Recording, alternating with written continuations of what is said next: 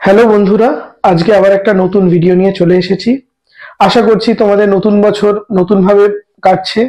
এর সামনে অনেকগুলোই এক্সাম, ক্লার্কশিপ আছে, ফুড এসআই আছে, পিএসসি মিসলেনিয়াস আসছে, এসএসসি জিডি আছে, আরো আরো অনেক পরীক্ষা আসছে। তো এখন আমরা ফুড এসআই এর কোয়েশ্চেন গুলোকে নিয়ে ডিটেলড অ্যানালিসিস করছি, একদম বেসিক থেকে একদম প্রফেশনাল লেভেল পর্যন্ত, যাতে বেসিক দিয়েও আমরা ভালোভাবে বুঝতে পারি, তার সাথে সাথে আমরা শর্ট মেথড বা কি করে মুখে মুখে তাড়াতাড়ি অঙ্ক করব সেগুলোও আমরা করতে পারি। তো আজকে রেশিও প্রপোর্শন থেকে যে যে প্রবলেমগুলো এসেছে, আজকে সেটা নিয়ে কিন্তু আলোচনা করব। আশা করছি ভিডিওগুলো তোমাদের ভালো লাগছে। অবশ্যই তোমরা কিন্তু কমেন্ট করো, তাহলে আমরা কিন্তু আরো আত্মবিশ্বাস পাবো।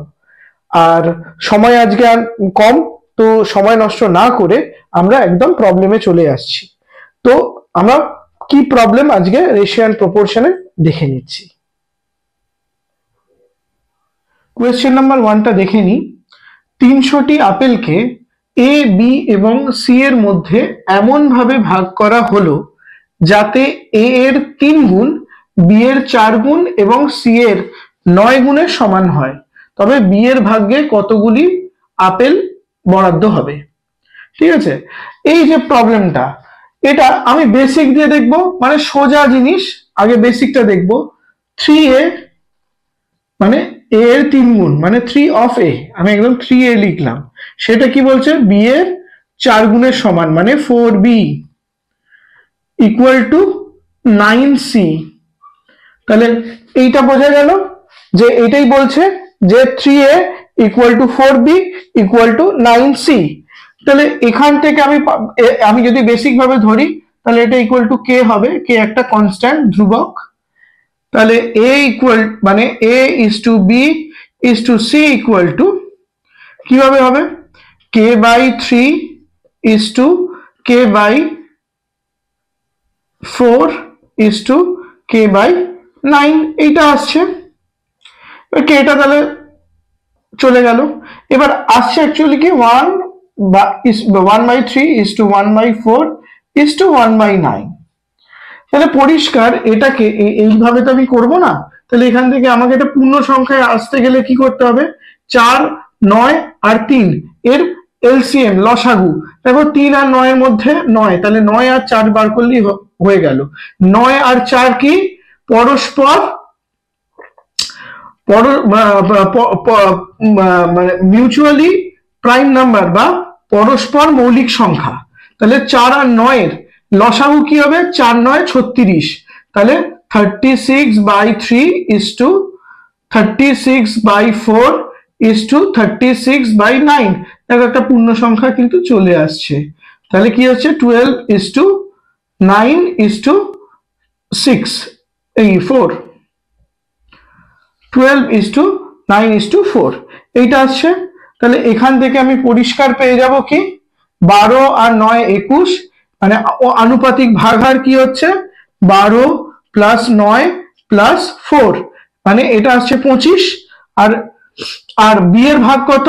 বি এর ভাগ হচ্ছে 9, তাহলে 9 ইন্টু 300। তাহলে এখান থেকে আমি পুরোপুরি পেয়ে যাচ্ছি 25। 25কে 25, তাহলে 25 12 যাবে 300। এটা যদি 25 হয়,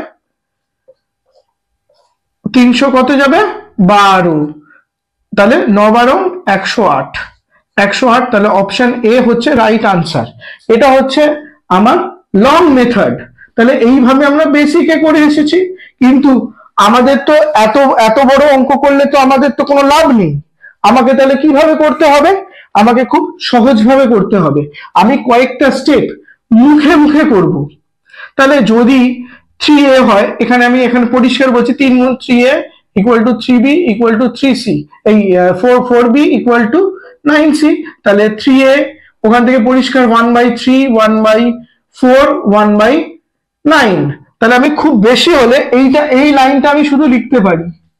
এখান থেকে আমি সোজা পেয়ে যাচ্ছি 36। তাহলে ওখান থেকে মুখে মুখে করে দিলাম 36/3।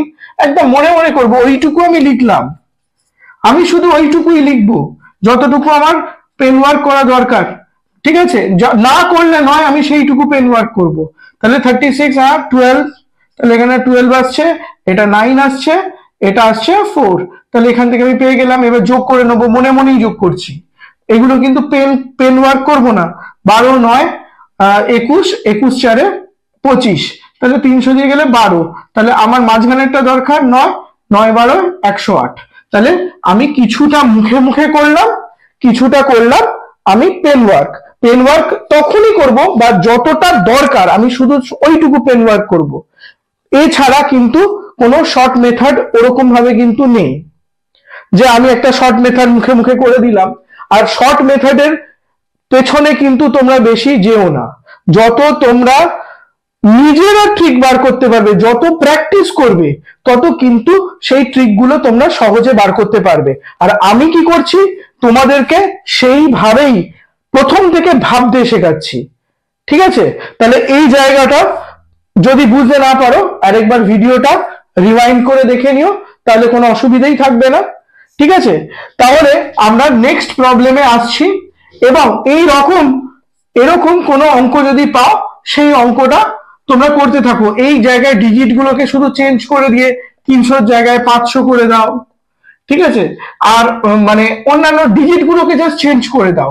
এই 3 গুণের জায়গায় এটা 5 গুণ করে দাও, এটা 7 গুণ করে দাও, কি এটা 6 গুণ 8 গুণ করে দাও, এরকম একটা করে দাও। করে দিয়ে নিজেরা অঙ্কটা করো, মুখে মুখে করো। অঙ্ক উত্তর হয়তো মিলবে না সবসময়, কিন্তু যে মিলছে তা কিন্তু নয়, দশমিকেও আসতে পারে, যায় আসে না। আমরা যত প্র্যাকটিস করব, যত মুখে মুখে চর্চা করব, তত কিন্তু সহজে প্রবলেমগুলো চলে আসবে। তাহলে সময় নষ্ট না করে আমরা পরের কোয়েশ্চেনে চলে আসছি, ঠিক আছে? কোয়েশ্চেন নাম্বার 2, যদি দুটি সংখ্যার সমষ্টি 50 হয় এবং তাদের মধ্য সমানুপাত 15 হয়, তবে সংখ্যাদ্বয়। এখানে 4টে অপশন দিয়েছে। অপশন দেওয়ার আগে আমি কয়েকটা মানে এখানে যে দুটো তথ্য দিয়েছে আমি সেই দুটো তথ্য নিয়ে আলোচনা করি। একটা সমষ্টি বলেছে 50 আর তাদের মধ্য সমানুপাত বলেছে 15, ঠিক আছে? মধ্য সমানুপাতটা আমরা বার করব কিভাবে? মধ্য সমানুপাত কিভাবে হয়? a 15 b, এই তিনটে হবে মধ্য সমানুপাত। এই 15 বলেছে মধ্য সমানুপাত, যদি a b হয় তাহলে এটা বার করে কিভাবে? a by 15 equal to 15 by b, মাঝে আছে দেখো। মানে এখানে কি হয়, যদি a b c যদি সমানুপাত হয়, এরা যদি মানে ইন প্রপোর্শন থাকে, তাহলে কি হয়? B square equal to AC. এটাই হচ্ছে আমরা ফর্মুলা জানি মধ্য সমানুপাতের। তাহলে এখান থেকে আমি পরিষ্কার বুঝতে পারছি যে মধ্য সমানুপাত এইটা হলে, তাহলে দেখো 15 square equal to A into B হবে, তবেই কিন্তু আসছে। তাহলে A into B equal to কি হচ্ছে? 15 স্কোয়ার মানে 225। 225। এবার 225 কিসের কিসের গুণফল দেখো, কিসের কিসের গুণফল? একটা হচ্ছে 15 ইন্টু 15, সেটা মধ্য সমানুপাত বলে দিয়েছে। এছাড়া 45 ইন্টু 5, এটাও আসছে। এবার দেখো এখানে আর কি আসছে, আর কি আসছে বলো? আরো আসছে হচ্ছে যদি আমি ধরি 9 এর সঙ্গে কি গুণ করলে হবে বলো? 25। তাহলে 9 ইন্টু 25 করলেও আসছে। তাহলে এই যে তিনটে সংখ্যা, এর মধ্যে দেখো এর সাথে এর যোগ করলে কিন্তু 30 হচ্ছে, তাহলে 50 বলেনি। তাহলে মধ্য সমানুপাত, আর এটা সব থেকে বড় কথা এটা হবে না, তার কারণ এটা মধ্য সমানুপাত বলে দিয়েছে। তাহলে এইটা দেখো আর এইটা দেখো, 25 আর 9 কত হচ্ছে? 34 আসছে, আর এটা আসছে 50, ঠিক আছে? 50 যখন আসছে, তাহলে এখান থেকে পরিষ্কার আমি বুঝতে পারছি যে এইটাই আনসার হবে, অপশন ডি। তো এটা আমি এলাম বেসিক থেকে। আমার হাতে আমি কিন্তু এই অঙ্কটা, কিছু কিছু অঙ্ক যেটা আছে সেটা কিন্তু আমি করবই না, এই অঙ্কটা কিন্তু আমি করবই না। আমি কিন্তু তোমাদেরকে শেখার জন্য দেখালাম মধ্য সমানুপাত। কারণ দেখো তোমরা সবাই জানো, তোমরা যখন 9-10-এ পড়ে এসেছো তখন কিন্তু এগুলো জানো, এখন কিন্তু ভুলে গেছো। আমি সেটা মনে করিয়ে দেওয়ার জন্য বেসিকটা আবার আওড়ালাম। কিন্তু এইটা আমি অপশন টেস্ট করব। দেখো অপশন টেস্ট যখন আমরা করব, এই অঙ্কটার পেছনে কিন্তু একটা সাইকোলজি আছে। এই সাইকোলজিটা খুব ভালোভাবে দেখো। এই অঙ্কটা যখনই দেবে না, কেউ অঙ্কটা স্মার্ট যারা হবে তারা কিন্তু অপশন টেস্ট করে করবে, এই অঙ্কটা কোষে করবে না। এবং অপশন টেস্টের ব্যবস্থাই কিন্তু করা আছে। দেখো জেনারেলি আমরা যদি অপশন টেস্ট শুরু করি তখন কিন্তু শুরু থেকে আসি। দেখো শুরু থেকে দেখো, এগুলো সবকটারই যোগফল কিন্তু 50, কিন্তু এদের এদের মধ্য সমানুপাত কিন্তু 15 নয়। আমরা পরিষ্কার বুঝতে পারছি মধ্য সমানুপাত 15 হলে রেশিওটা তো সেম হতে হবে। আজকে মানে রেশিওটা প্রত্যেক ক্ষেত্রে সেম হতে হবে, তবেই সেটা মধ্য সমানুপাত হবে। মানে একটার গুণফল গুণফল যেটা হবে সেই সেই মানে একটা সংখ্যাকে যে সংখ্যা দিয়ে গুণ করা হবে, যেটা পাবো সেই সংখ্যাটাকে আবার ওই সংখ্যাটা দিয়ে গুণ করতে হবে, এইভাবেই হবে। যদি মনে করো ধরো 5কে 3 দিয়ে গুণ করি তাহলে কি হবে 15, 15কে আবার 3 দিয়ে গুণ করছি 45, 5কে আবার আমি 5 রয়েছে শুরুতে, 5কে আমি 3 দিয়ে গুণ করলাম 15 হলো, 15কে 3 দিয়ে গুণ করলাম 45 হলো, 45কে 3 দিয়ে গুণ করলাম 135 হলো। এইভাবে জিনিসটা কিন্তু হয়। আর আমাদের এখানে মধ্য সমানুপাত বলতে গেলে একমাত্র এইটাই আসছে, বাকিগুলোর কিন্তু কোনোটারই মধ্য সমানুপাত 15 হচ্ছে না। দেখো পরিষ্কার তোমরা বুঝতে পারবে। এবার আমি যখন দেখব তখন অপশন টেস্ট করব যখন, কারণ আমার বেসিকটা যদি না জানা থাকে, আমি যদি এই জিনিসটার কনসেপ্ট যদি আমার না থাকে, আমি কিন্তু অপশন টেস্ট করতে পারবো না। আর অপশন টেস্ট যখন করবে সবসময় ডি থেকে স্টার্ট করবে, শেষ থেকে শুরু করবে। হতে পারে এ হলো, এতে হলো, কিন্তু অপশন টেস্ট করানোর মানে কোনো কোয়েশ্চেন পেপার সেটার উনি কিন্তু এইটা মাথায় রেখেই অপশন টেস্টটা করান যে প্রথম থেকে লোকে যাবে।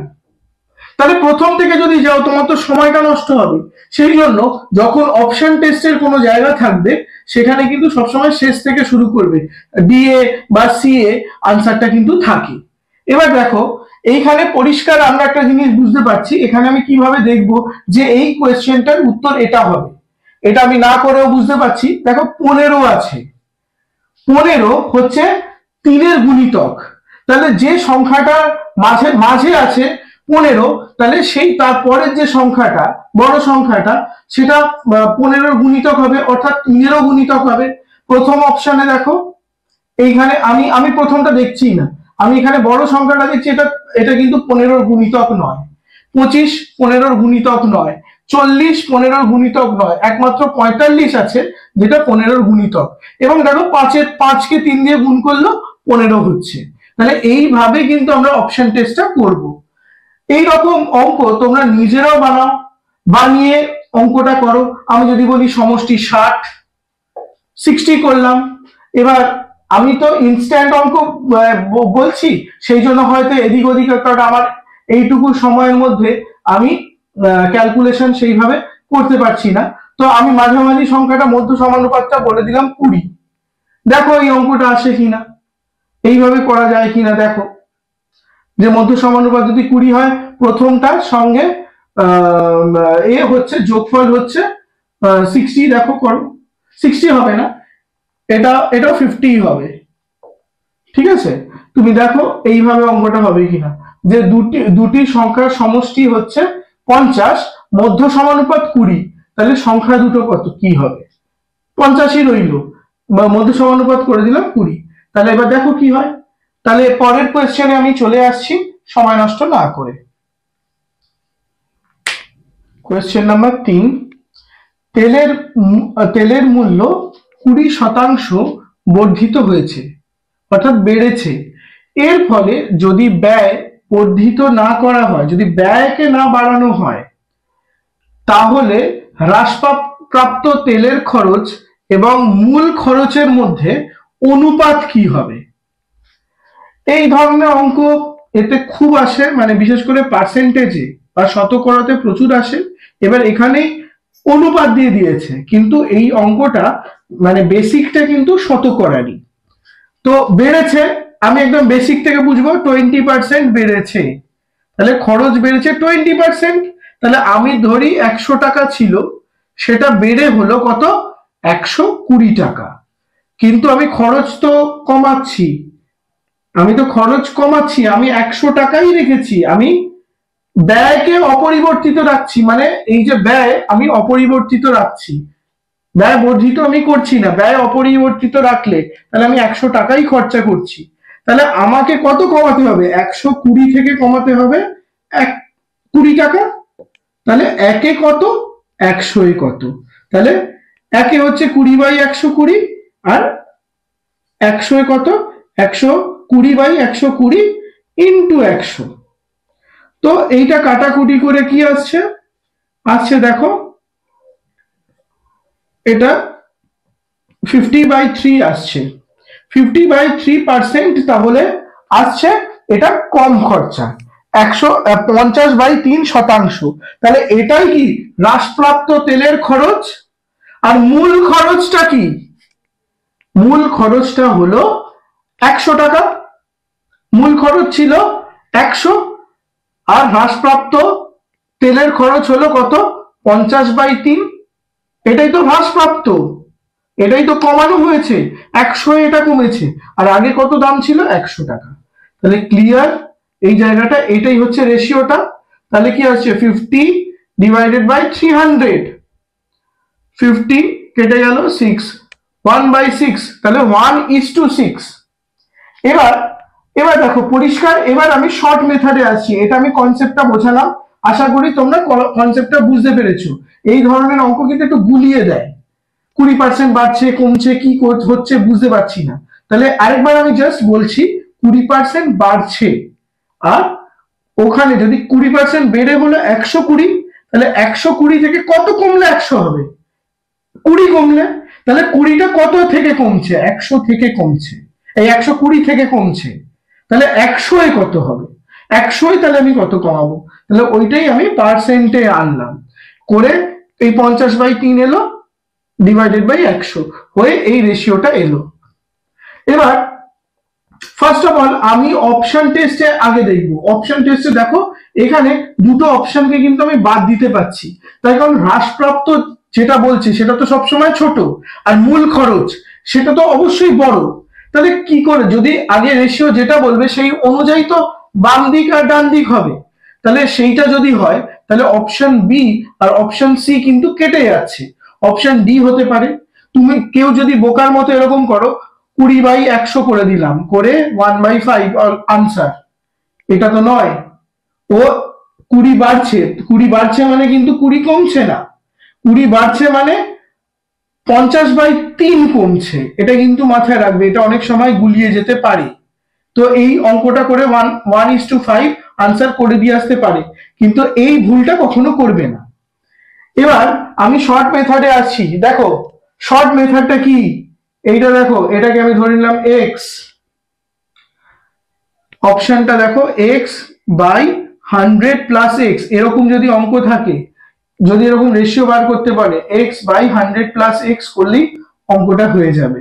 কিন্তু তার আগে কিন্তু বেসিকটা বুঝতে হবে, বেসিকটা তুমি দেখো যে 50/300 আসছে, তাহলে x এ কত আছে, 20, 100 + 20 হলে আমার উত্তরটা বেরিয়ে যাচ্ছে, দেখো এটাও 1/6 আসছে পরিষ্কার ভাবে। তাহলে এটা আমি এক লাইনেই আমি করে দিতে পারলাম, এটাই হচ্ছে শর্ট মেথড। তাহলে দেখো শর্ট মেথডও কিন্তু আমি বলছি, কিন্তু বেসিককে বাদ দিয়ে নয়, আমার কিন্তু আলটিমেটলি এই শর্ট মেথডটা আমি যদি শেখাতে যাই বা বলতে যাই, এরকম অঙ্ক এলে x/100 + x করবে, তাহলে এই পরের কিন্তু তোমাদের বেসিকটা না জানা থাকলে তুমি কিন্তু বুঝতেই পারবে না।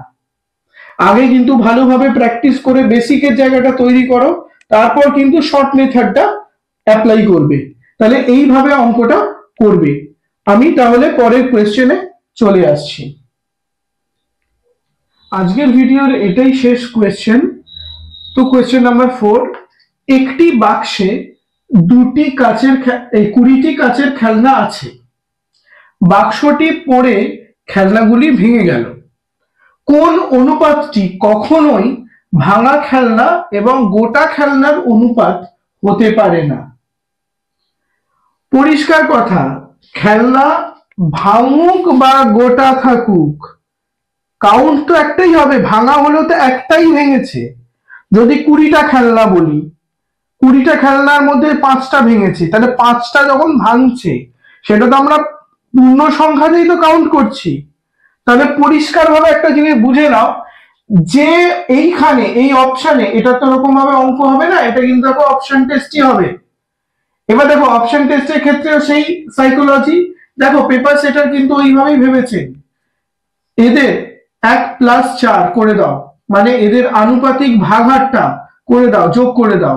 4 আর 5, দেখো 20 কে কিন্তু 5 ভাগ যাচ্ছে। 3+1 দেখো 4, এটাও এটাও মানে 4 20-কে যাচ্ছে। 3+2 এটাও দেখো 5, এটাও যাচ্ছে।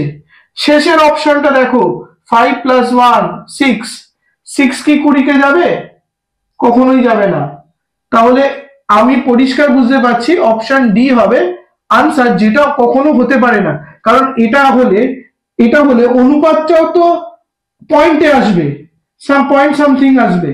তাহলে একটা খেলনা, মানে খেলনা তো পূর্ণ সংখ্যায় হবে, সেটা তো আর পয়েন্টে হবে না। 0.5 খেলনা ভেঙে গেছে, সেটা তো আমি বলতে পারি না।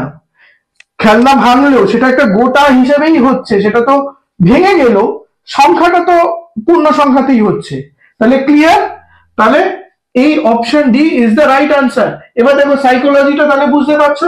আগের কোয়েশ্চেনেও কিন্তু যখন আমি অপশন টেস্টটা দেখিয়েছিলাম, আমি শেষ থেকে শুরু করতে বলেছিলাম, দেখো প্রথমেই কিন্তু আমি অপশনটা পেয়ে গেলাম, তাহলে অপশন ডি কিন্তু আসতো।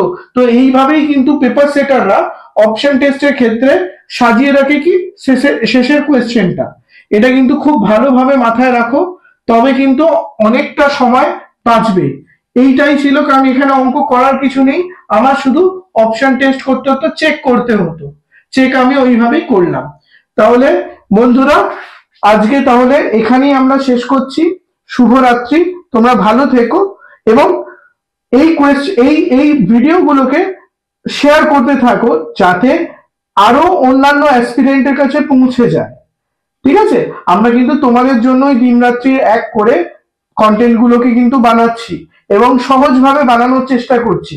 তোমরা কিন্তু সাজেশন দাও, তোমরা কিন্তু কমেন্টে গিয়ে সাজেশন দাও, তোমরা বলো যে কি করলে আরো বেটার ভিডিও আমরা বানাতে পারবো, তবে তো আমরা ইন্টারেস্ট পাবো, তবে তো আমরা আরো খাটতে পারবো, তাই না?